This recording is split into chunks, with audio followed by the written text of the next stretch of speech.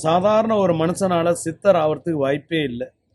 ஏகப்பட்ட கொசுக்கடி இருக்கும், காற்று இருக்காது, வெயில் மழை எதை பற்றியுமே கவலைப்படாமல் சில ஆத்மாக்கள் சித்தராக வாழ்கிறாங்க.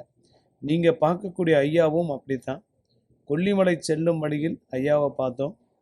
சித்தர் இவர். பாம்பன் சாமிகள் மாதிரியே இருப்பார், அப்படியே கிட்டத்தட்ட.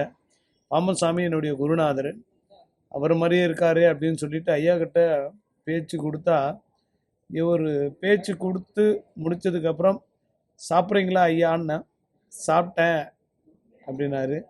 திரும்பி பார்க்கும்போது அந்த உருவமே காணோம். அதுக்கப்புறம் ஃபுல்லாக தேடி பார்த்தோம், அந்த உருவத்தை மறுபடியும் திரும்பி பார்க்க முடியல. சித்தர்கள் சில நேரத்தில் இந்த மாதிரி அற்புதங்கள் செய்வது உண்டு. ஒரு நாள் பிளாட்ஃபாரத்தில் போய் படுத்து பாருங்கள், வாழ்க்கைன்னா என்ன தெரியும். வாழ்நாள் முழுவதும் நிறைய சாதுக்கள் படுக்கிறாங்கன்னா எவ்வளோ பெரிய தியாகம்.